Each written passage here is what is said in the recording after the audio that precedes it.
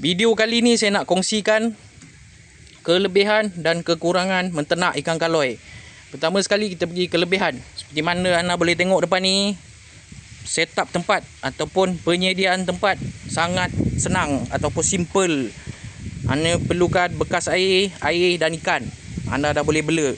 Kalau anda ada tanah, korek tanah, letak air, letak ikan, boleh bela. Tak perlu mesin oksigen. Sangat senang. Cuma kalau nak buat penambahbaikan tempat ni, saya letakkan filter air saja dekat atas ni. Filter air tu pula untuk tapis air lah. Filter air tak perlu buka siang, malam saya buka. Jimat lagi. Nombor 2, kelebihan dia. Makanan. Anda boleh bagi makanan percuma seperti kangkung, keladi. Kalau tempat anda ada tempat untuk bercucuk tanam lah, kangkung, keladi boleh bagi makan, tak ada masalah. Azolla pun boleh bagi makan. Pisang pun saya pernah bagi makan, tak ada masalah. Sangat senang. Selagi mana anda ada tanah kat tempat tu, anda boleh dapatkan makanan percuma dengan bercucuk tanam makanan yang boleh dia makan. Okey, itu 2 kelebihan. Kelebihan pertama, setup tempat. Kelebihan kedua, makanan percuma. Okey, saya kongsikan pula kelemahan menternak ikan kaloi.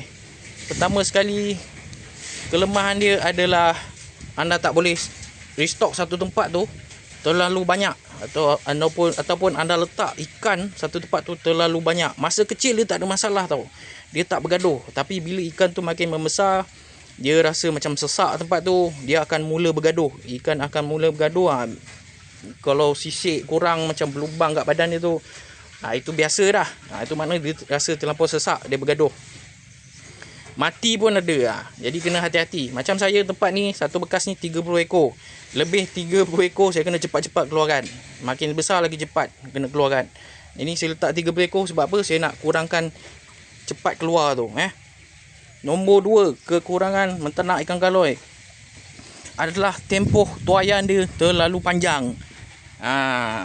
Macam ikan talapia, tempoh tuaian dia adalah 4 bulan ke 6 bulan. Ikan kaloi paling cepat 8 bulan. Biasa 10 bulan hingga setahun. Itu ikan kaloi dia lambat panjang. Itu pun panjang 10 inci saja, bukan saiz maksimum untuk 10 bulan ke setahun tu.